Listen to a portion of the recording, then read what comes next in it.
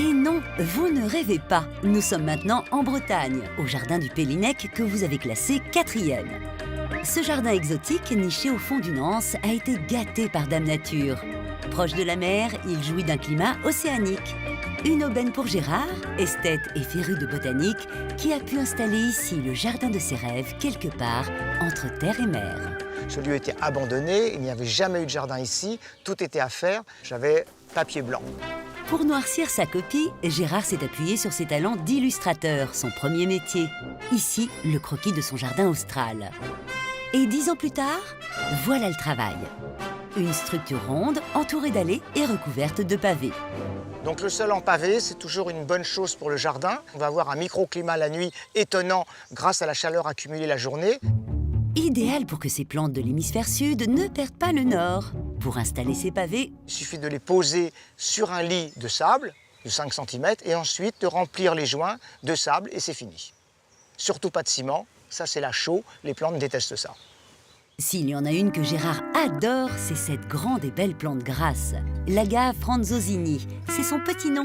Gérard l'a découverte dans un parc lors d'un voyage aux Seychelles. Dans un gazon, il y avait une grande agave comme ça, il y avait des petits rejets de 3-4 cm de haut qui étaient tondus régulièrement par une tondeuse. Donc j'ai pris une cuillère à soupe et j'ai pris ce petit rejet, je l'ai ramené dans ma valise et je l'ai planté là. Généralement réservée au jardin méditerranéen, l'agave a finalement pris son pied, ici en Bretagne. Bon, je ne m'attendais pas quand même à ce que 10 ans plus tard, ça devienne ce phénomène.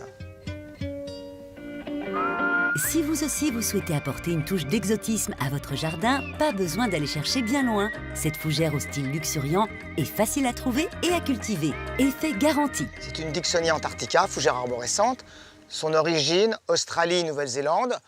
Elle est facile à cultiver, elle a une bonne résistance au froid, moins 12 degrés. Sa priorité sera toujours l'humidité au pied. En résumé, la fougère arborescente se plante au printemps ou à l'automne sur un terrain ombragé et abrité des vents. Veillez à bien l'humidifier, surtout en été. Le Pellinec est une invitation au voyage. Gérard a aussi consacré toute une parcelle de son jardin à ses fleurs préférées, les rhododendrons, ou rhodos comme disent les jardiniers. Ici, on est un peu dans le pays des rhododendrons. L'air est humide, la terre est acide, donc il y a vraiment tout ce qu'ils aiment. Si votre jardin réunit ces conditions, vous obtiendrez une abondante floraison de mars à juin. Chez les rhodos, on va trouver à peu près toutes les couleurs. On est comme un peintre, on peut vraiment jouer, faire des camailleux, faire des choses magnifiques. Dans ces parterres de rhodos, Gérard étale une drôle de mixture appelée mulch, ou paillis en français. Un fertilisant 100% bio qu'il concocte lui-même. C'est une technique qui est très bonne en jardinage. Hein, c'est que de la branche broyée. Ça évite les mauvaises herbes, ça garde la fraîcheur des plantes tout l'été, ça évite du travail et les plantes sont encore plus belles. C'est quelque chose de modeste d'être jardinier parce que les échecs du jardin, on en a plein.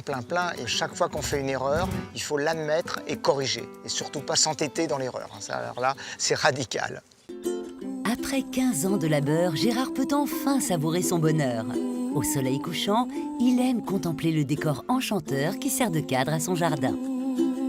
Un jardin dans lequel il a mis tout son cœur.